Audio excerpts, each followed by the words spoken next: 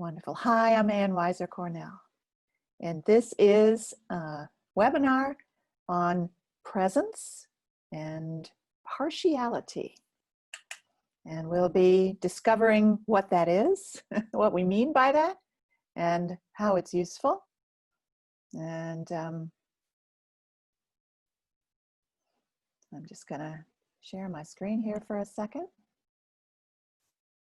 See if this works. Yes. Oh, no. No, it doesn't work. All right. So we are here. Our subject is presence and partiality. I'm Ann Weiser Cornell. I'm the president and CEO of Focusing Resources. I'm the co-creator of Inner Relationship Focusing. I'm the author of 4 books, and the latest one is Presence, a guide to transforming your most challenging emotions. This is the other creator of Inner Relationship Focusing, my creative partner, Barbara McGavin. And we also co-created a method called untangling. And the concepts, presence, partiality, self-in-presence, and so on, are really from the untangling method. And I'll be showing you a lot about that today. So we're going to start with the question, do you get hijacked by your stressful feelings? Do you fight with your feelings and try not to feel them? And I'm going to just let you answer that. So, and what do we mean by getting hijacked by stressful feelings? I mean, surely everybody gets feelings, and a lot of the time those feelings are stressful, including the feeling of being stressed. Most of us are finding the world pretty stressful these days for all kinds of reasons. I don't want to assume how it is for you, and I must admit, some things about how the world is now are actually easier for me, but I'm also feeling a lot of anxiety and sadness about how it is out there. So there are lots of opportunities or triggers for stressful feelings. Of course, we'll have stressful feelings, but what I mean by getting hijacked by our stressful feelings, that it feels kind of like the feelings take us over. And that's a burden in itself. So the difference between, okay, I'm feeling a lot of anxiety, and my anxiety has hijacked me, taken me over, knocked me down, swamped me, right? That's a difference. We don't have to be taken over by, swallowed up by, hijacked by our stressful feelings, and yet we often are. So does that happen for you? And I'm just checking the chat. Yeah, Julia says, yes, hijacked. Yeah. Yes, Sarah writes, I definitely get taken over by my stressful feelings and tend toward overwhelm. Good, you're in the right place. That's what I'd really like to help with today. Aaron's right, overwhelmed and a bit lost. Joanna writes, overwhelmed. Yes, and overwhelmed is another way to say hijacked, because I can be anxious, very anxious, but not be overwhelmed by anxious. I can be very, very tired, but not be overwhelmed by tired. So what makes that difference? We're going to see. Barbara writes, I lose perspective and get caught in a narrower place when my nervous system gets activated. We are talking about activation, triggering. And Elizabeth writes, sometimes I feel so overwhelmed, I can't relax and unwind. Yes, yes. Let's see if we can give you some help with that today. And Dinah writes, I get hijacked when I can't control the external situation. So it's all about what's out there. I can't control it. This feels like I'm helpless. I'm a victim of having to respond to something outside me that I can't control. Definitely. And Christina writes, I have a habit of stuffing feelings and then getting migraines. Oh, that sounds hard. And so that connects for Christina with a history of not being allowed to have feelings. I think that happens for many of us. How were feelings treated when we were kids? Were feelings okay? Well, what would it be like to live in a family where feelings are okay? I mean, I'm a grandma. I love how my daughter is with her daughter. It's okay to be mad. It's okay to be scared. I've never heard my mother say things like that. And tragically, for many people, it's not just not okay to have feelings, they're actually punished for having feelings. And so we bring with us to this moment today the history that we've had. That history doesn't doom us. It is possible also to heal from our history. And to do that, we need to start by acknowledging it. So it might be extra hard to find a different kind of relationship with your feelings if, when you were growing up, they were not allowed or they were even punished. Yeah. People tell me, if I cried, if I showed my tenderer feelings, if I cried, if I was upset, I got hit for that. So sorry that happened. Yeah. And yeah, so thank you so much for those who are sharing in the chat about how feelings are hard and they leave and being overwhelmed by them, being knocked over by them. Yeah, very good. All right. So we have stressful feelings that, like anxiety, like terror, anxiety, and so on, that feeling of being out of control, that feeling of being overwhelmed. We feel exhausted, we feel tired. And then there's another thing that happens where we fight with our feelings, or we have various strategies for dealing with the fact that we're overwhelmed by them. Do you have strategies like that? Including distracting activities, those that might even be unhealthy, like sugar. Yeah. Okay, Sarah writes, I've spent decades arguing with my feelings.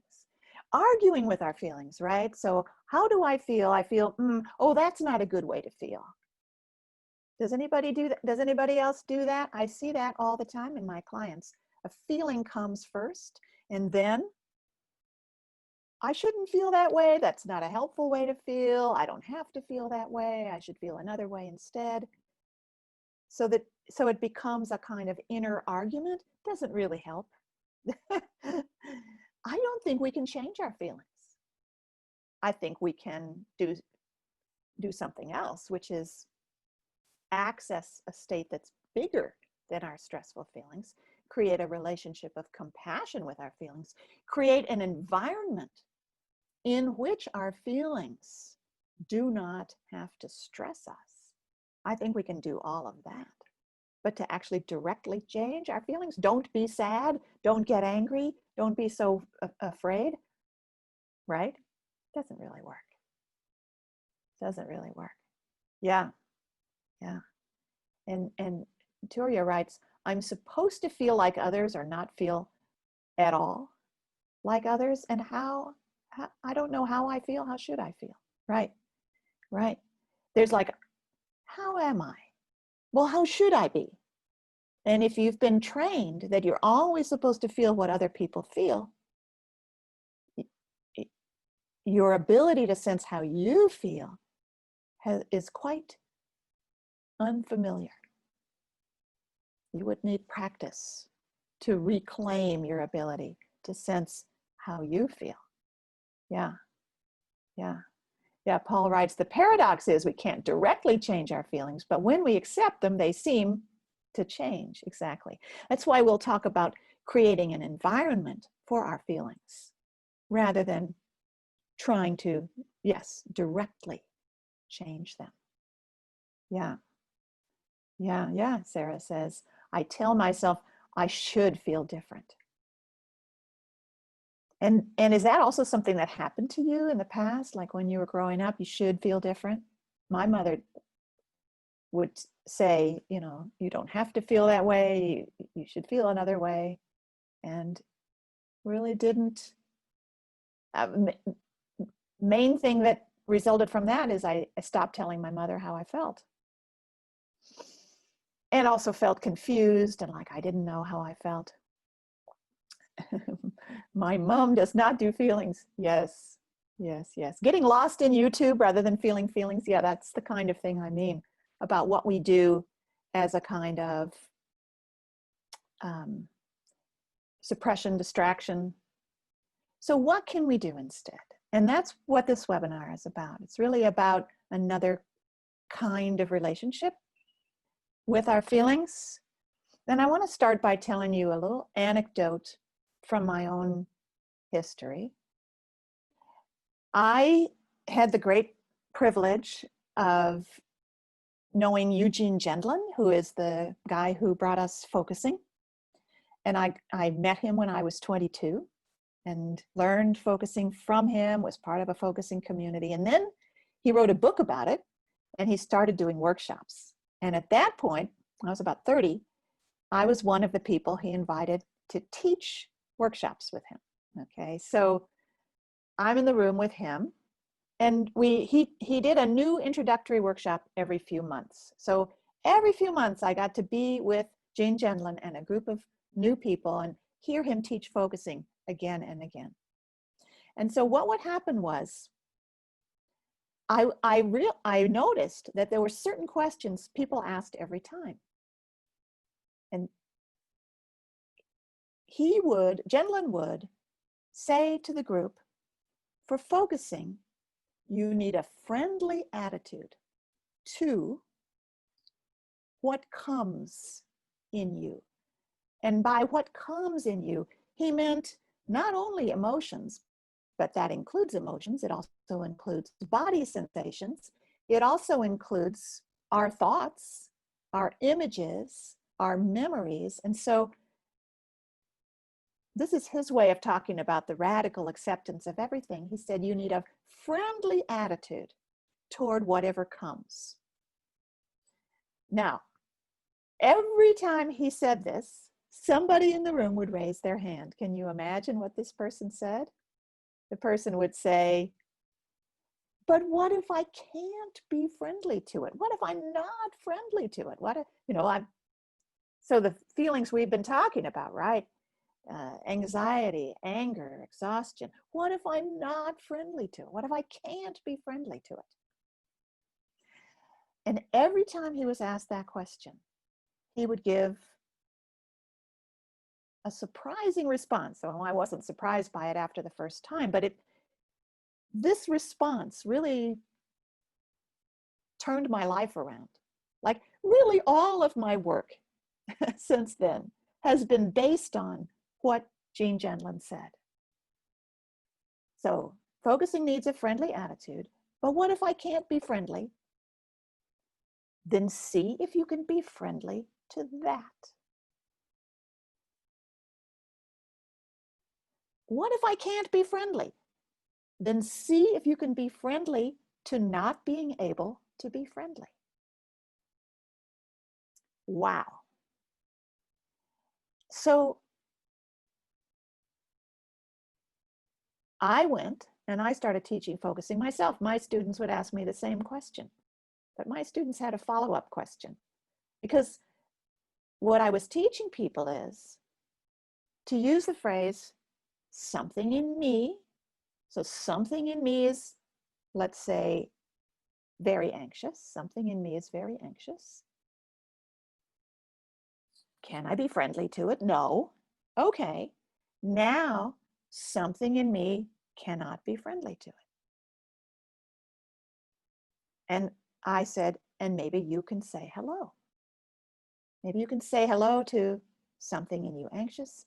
Maybe you can say hello to something in you that can't be friendly. And then my students would say to me, but who is saying hello? So I had to sense into what the answer was. And the answer that started to come from inside me is, the one who says hello is your whole self.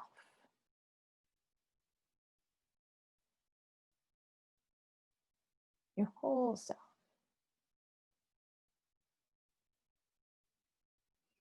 So that's what I'm saying to you today, is that something in me is anxious, overwhelmed, exhausted. Something in me fights with it, argues with it, tries to change it. And I say hello to both. And the I who says hello to both is not another something. The I who says hello, not just, maybe there's more than two. Maybe there's something in me that's anxious. There's something in me that doesn't want to be anxious and watches YouTube instead. And then there's something in me that's mad at the one that watches YouTube. And I am here with all of them. So this I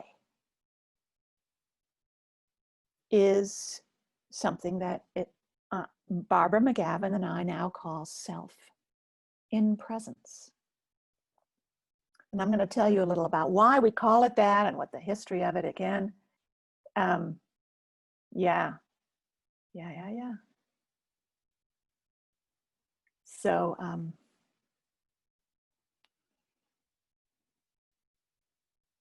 let's take a moment just to have you try this yourself. It starts by having you feel your body. Because all shifts, right? All positive change, all change is possible in the present moment, here and now. So let's be here now. And the easiest way to be here now, I feel, is to connect with my body. The body has the great gift of always being here and now. So if you'd like, you could join me in just connecting with your body right now, feeling your seat, feeling your back, feeling your feet, what they're touching. Letting your hands touch something. Feeling your breath.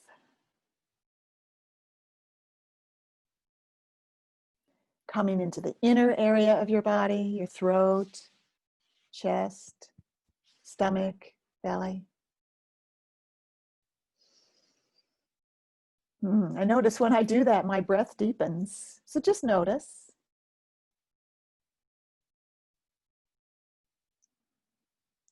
And in my body, I say, how am I right now?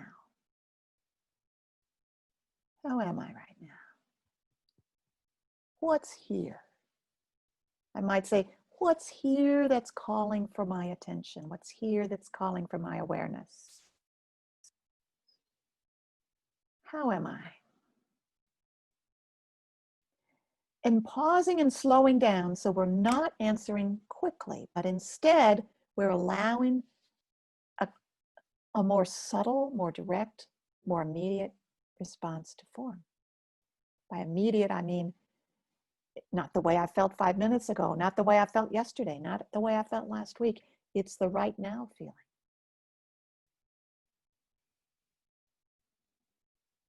So I'm feeling in my solar plexus area something like a little bit, kind of a little grip, but it's not unpleasant. It's more like I'm putting on a webinar, oh boy. And there's a sense of enjoyment and relaxation. I feel like here we are. I enjoy being with you. As soon as I said I enjoy being with you, I got a deeper breath again. So what's your awareness? What do you sense right now? And again, I want to say it can be body sensation, like tension, tightness, gripping, heaviness. It can be emotion. This may be the moment that we're feeling anxiety, sadness, exhaustion, wired up, keyed up. And you might also be feeling a kind of fight inside, like, I shouldn't feel this way. That's here too. And then try using the phrase, something in me feels, as you acknowledge what you're finding right now. Something in me feels keyed up. Something in me feels gripping. Something in me feels sad. Something in me feels worried.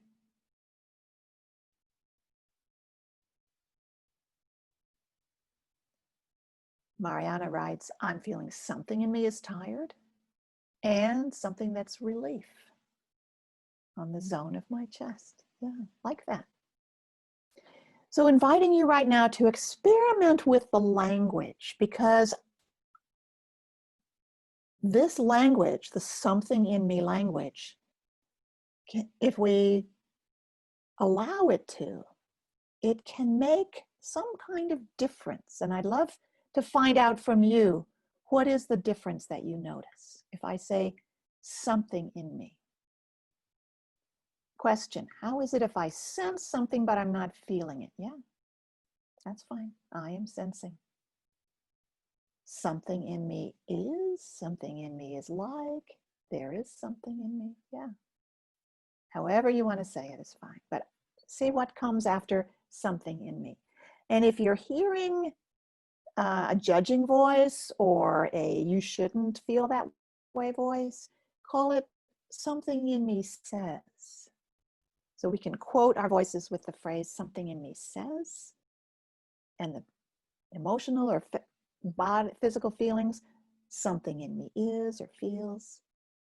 There you go. So what's happening when you say that? Many people find they feel a greater sense of space, a greater sense of curiosity. The overwhelm tends to diminish. Wonderful. Somebody wrote, I feel as though a space opens up between me and the feeling. And Paul writes, when I say something in me, the feeling seems more manageable, and it's not all of me. Wonderful. I was hoping that something like that would happen. Barbara writes, when I use something in me, there's more distance from the sensation. Yeah. Yeah. Some people feel distance, but you know what? For me, it's not so much of a distance as it is a difference. So before, I'll use my little animal to illustrate. Before I was the feeling like I'm nothing but anxiety. Now I say something in me is anxious, and it might be just as strong. I might feel it in my body just as strongly. It doesn't feel like it's distant, but now I am here with it. So there's a relationship possible. And this is really about relationship. It's once we have relationship, then we are not swallowed by these feeling states. They can be big. We're not telling them to be small. We're just being in relationship with them. People are writing, I feel calmer, I'm yawning, I can observe it more. Nice. Actually, let's add one more phrase. So you're saying something in me feels. Now add in front of that sentence, I am sensing. I am sensing. So I am sensing something in me is feeling tense, tired, overwhelmed, worried, out of control, helpless, powerless, sad, grieving. I am sensing something in me feels. And then finish that sentence for yourself. What happens when we add the words I am sensing before we say something in me feels?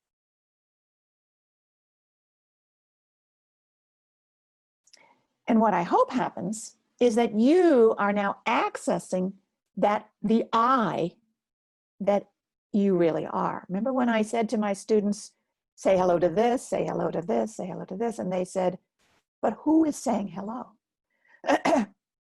And my answer really is, it's you that says hello. But what I mean by you is the largest you. The you that you discover that you are when you say hello to how you feel. The you that contains everything. And another way to say this is, I am the space. That's a beautiful phrase developed by Barbara McGavin. I am the space where all of my parts can be the way they are.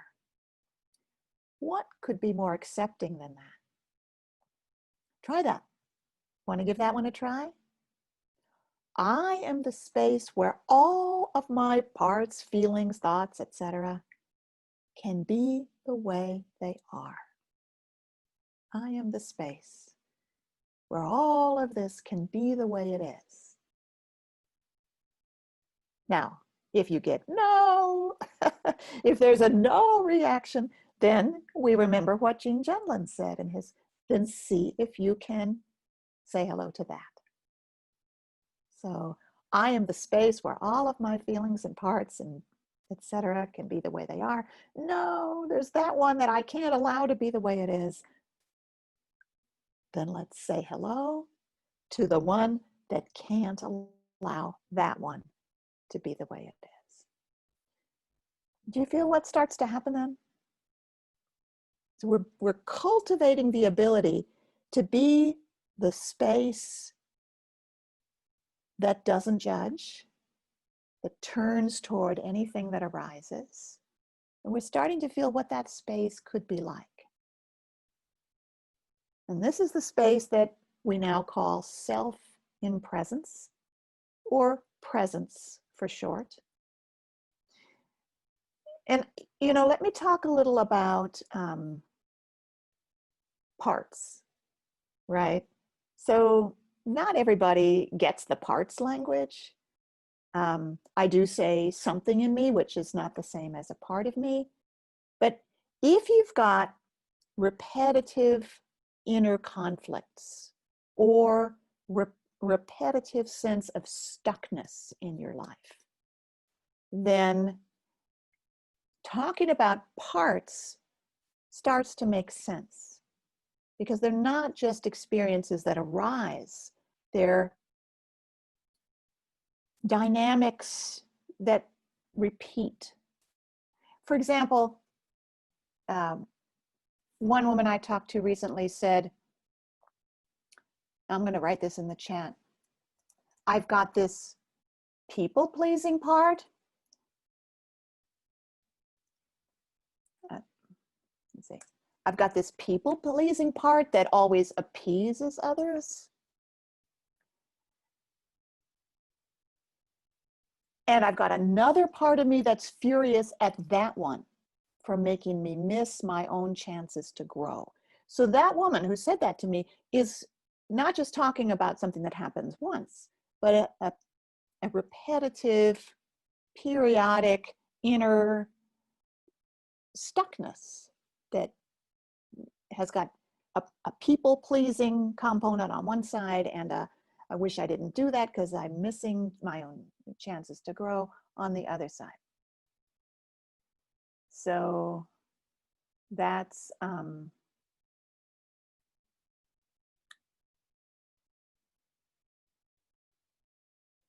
a little distracted by what's going on in the chat, where I don't think that book is written by Gendlin or his daughter. But anyway, never mind that. Eugene Gendlin, his book is called Focusing. So parts, we can start talking about parts when there are persistent repetitive stucknesses, and don't we all have those? So for instance, writer's block was one of mine, where I longed to be able to write easily and freely. I had felt I had a destiny. I had so much I wanted to share with the world. And yet, whenever I tried to write, it wouldn't go well. I would soon get up and do something else. Writing was torture. So the very thing that I felt I want to be able to do was torture for me. And one day, I had heard about this way of talking about parts. I think a friend of mine was in Gestalt training, and they talk about parts there. And I was so frustrated. Something in me was so frustrated. No, I was frustrated. That's how I felt in those days. I'm so sick and tired of wanting to write, trying to get myself to write, not being able to. I'm ready to try anything. What if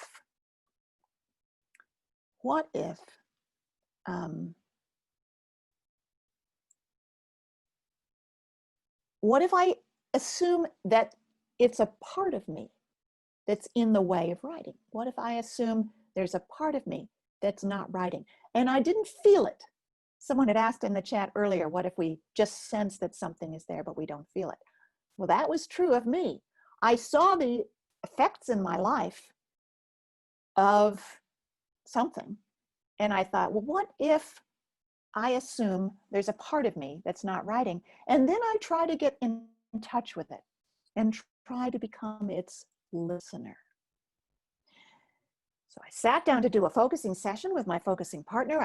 I said, I really want to invite a part of me that's not writing, that doesn't want to write.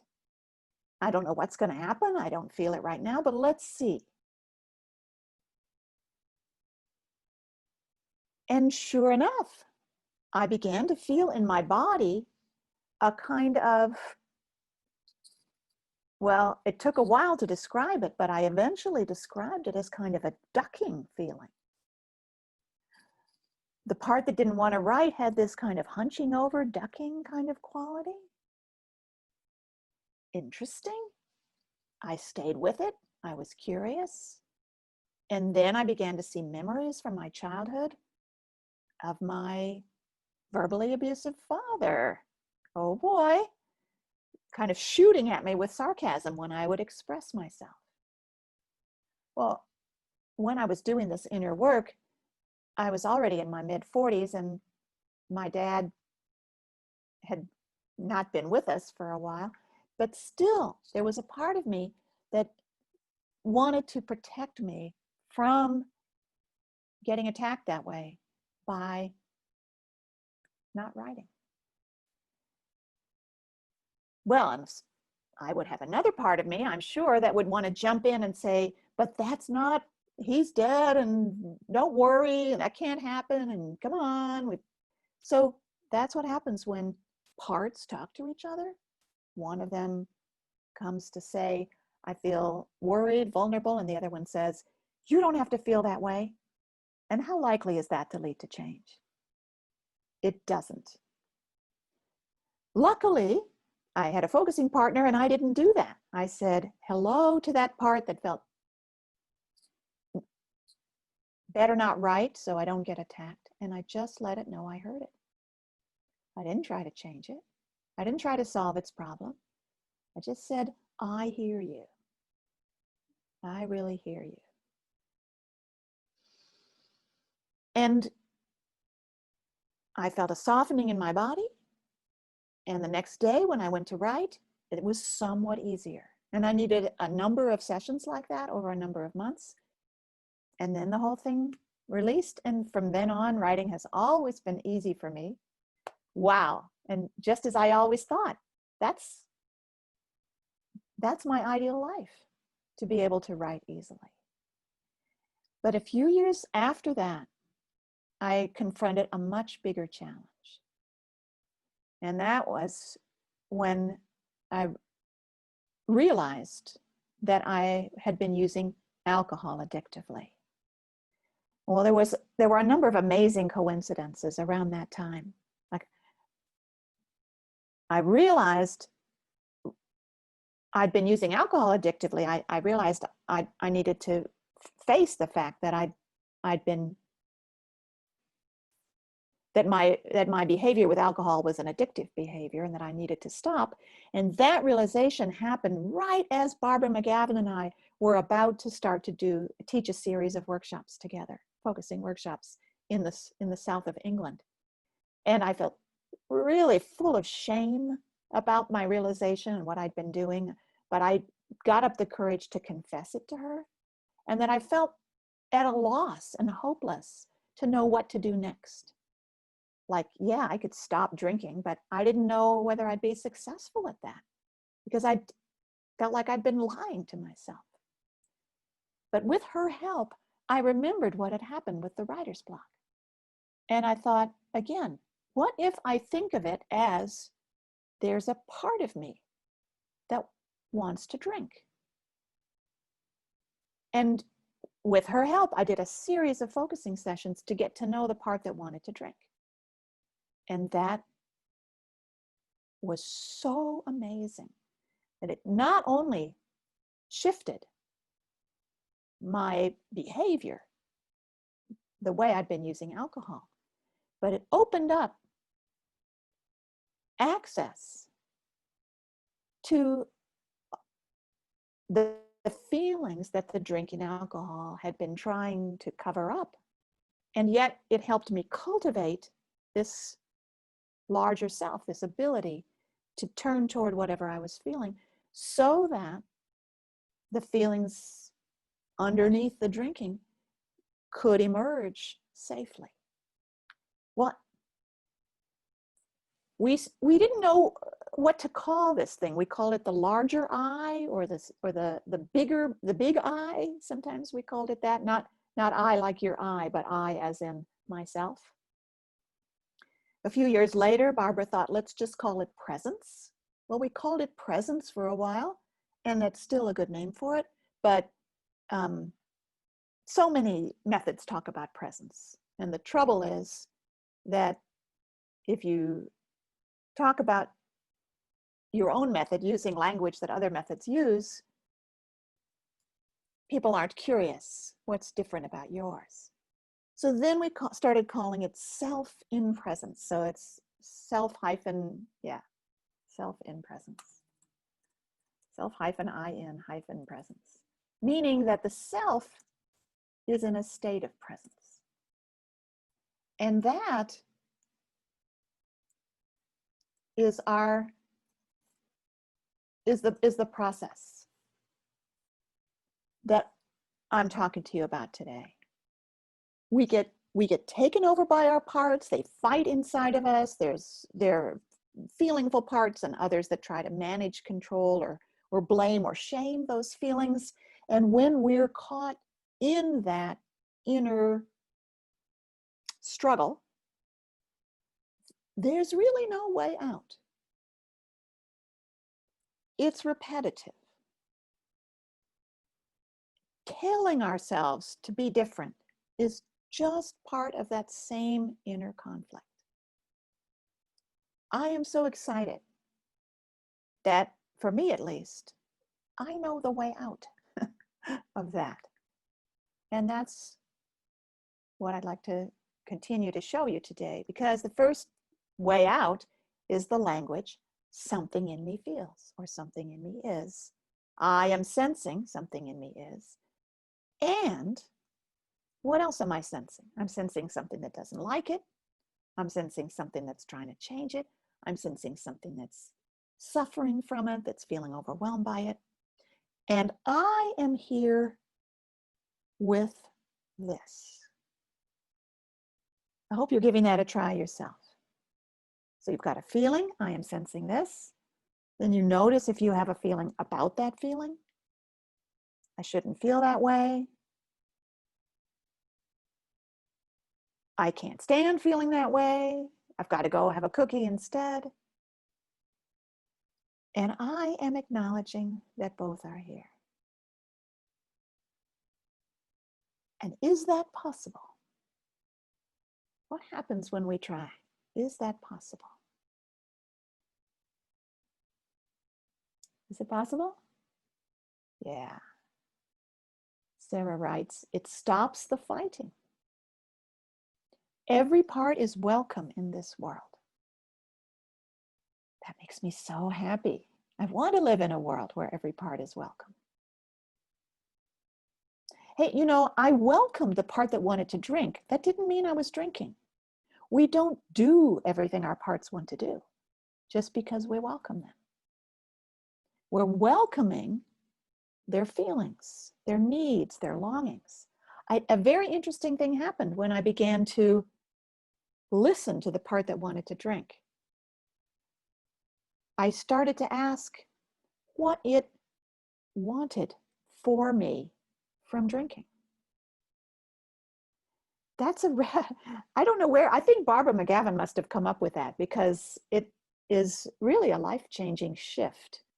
Like, here's the part that wants to drink. Maybe you've got something like that, not about drinking, but maybe about watching YouTube or eating or something like that. Yeah. So staying up late. So here's the part that wants to drink. We're not talking about whether it gets to drink. That's just not the discussion, because we've shifted the discussion to, I want to get to know what it's been trying to help me with, what it feels it's been doing for me. And another way to say that, that's very simple, is what it wants for me from drinking. If you've got a habit you're not fond of, another part of you is worried about, try this. What it wants for me from that. What that part wanted for me from drinking was really amazing. And I'd never asked it before. It wanted me to be able to relax quickly. It wanted me to be able to access a side of myself that was spontaneous and sort of beyond rules and obligations. And what was really amazing is that from the self-in-presence place, I knew that those qualities belonged to me. I knew I didn't have to drink to get them. I didn't have to tell that part, right? We don't change the minds of our parts. Instead, we more and more incorporate what they have to give us. So I became a person who could be more naturally spontaneous and not so worried about making mistakes in all of my life. What are the gifts that the parts have been trying to get for you? And when you have relationships with those parts, you can discover what those are. Yay. Beautiful. So what are people writing to me in the chat here? Yes. That's right. Dinah writes, something in me feels frustrated and helpless when these external events happen that are beyond our control, and I'm not sure how to move forward when it's out of my hands. Okay, well, I have a tip about that. And it's a different use of the word something. Okay, so that thing happened completely out of my control. I saw it on the news or something like that. But let me say something that I really believe to be true. External events do not cause our feelings. They merely contribute to our feelings. So that didn't make me feel helpless. That happening plus something made me feel helpless. So I can get to know what am I contributing? And the way to discover that is to say that, this is another use of the word something. There's something about that brings this feeling in me now. And then that arouses our curiosity. So give that a try. Dinah and anybody else who's facing something, there's something about that. Like it's especially, and this is a getting to know yourself, because everybody's answer will be different. 100 people can watch the same horrible story on the news, and every person's reaction is different because we've lived different lives. And we bring our lives to what we experience now. You know, there are people, and maybe some of you are like this, that when you hear an order from the government to wear a mask, you feel like your liberty is being taken away. I don't feel that way. But I don't want to fight with people who feel that way. I still would like them to wear a mask. But everybody has their unique reactions. And what we can do is get interested in ourselves. The result is that we have a greater access to this big self, the calmer perspective. Our parts are when we get hijacked by an emotional part, it narrows what's possible. We can't see as well and we can't think as well. That's evolutionarily something good, right? Because if you need to mobilize your physical resources to run away or to fight, then it helps to shut off all your other functions. But most of the time now, we really don't need to run or to fight. It would be better if we didn't. So instead of becoming my feelings, better to become the environment where I get to turn toward my feelings. I get to say, I am here and I am saying hello to something in me that's furious. It gets to be furious and I am here to listen to it. And maybe I will draw some chosen actions from understanding how furious something in me is. Maybe I'll take an action. Maybe I won't. But it'll be a considered action. It'll be an action for which I've taken into consideration my whole self, all that I need, my family, my community, my environment. That bigger perspective is possible because we can move into this larger self, the self in presence. And we move into it by acknowledging how we feel, acknowledging our parts. Yay. Right. Very good. Question about the importance of a focusing partner. Yes. I mean, I'm showing you things you can do yourself. But if you really want to make focusing a trusted part of your life, take my course called Your Path to Lasting Change, or other courses taught by other focusing teachers that show you how to be a focusing partner. Yay.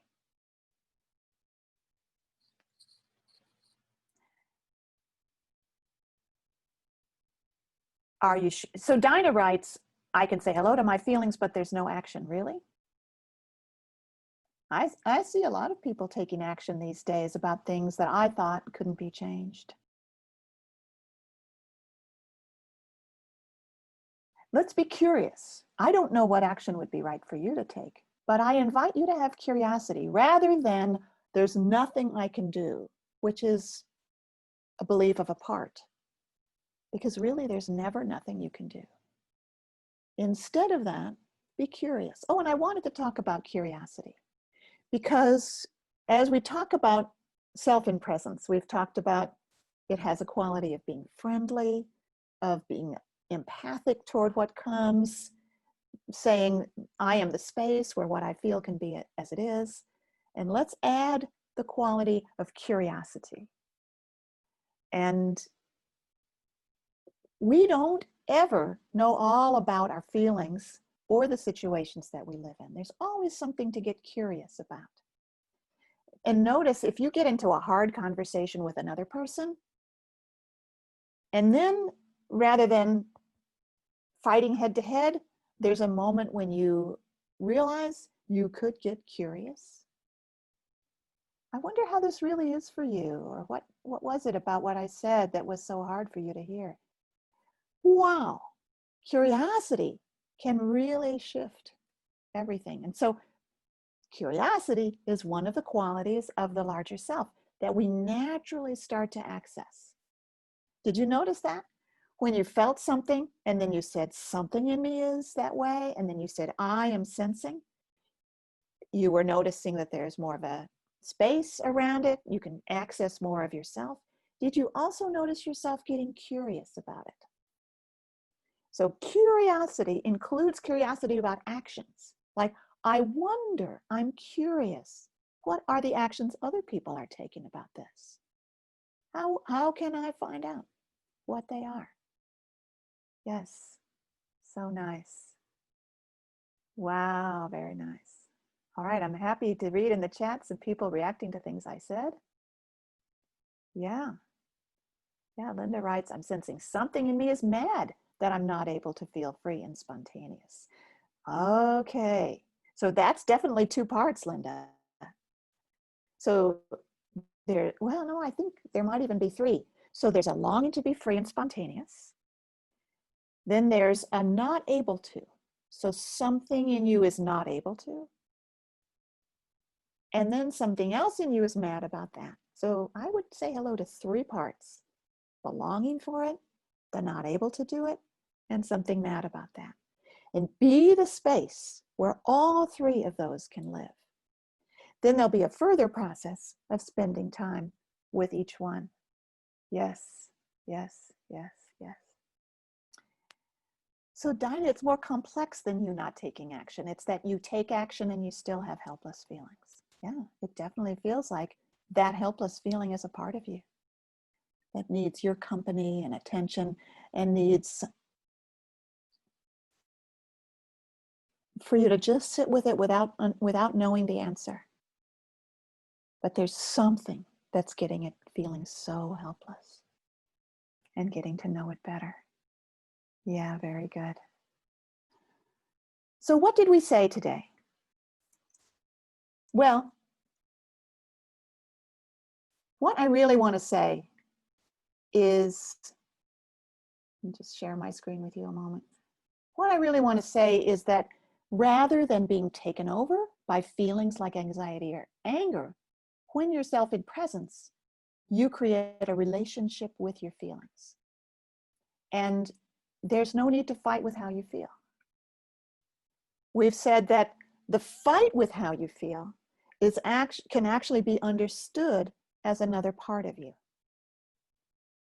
And that self in presence is an environment, a space in which your feelings get heard, your parts get heard, and they can shift. And by the way, I have no desire to drink anymore. For a long time, it was still there. I just didn't act on it. Now it's not there. So real change is possible. All right, my dears. Thank you so much. Thank you so much for your participation. It's really been lovely to see you and not see you, but to be here with you. Bye for now. Bye.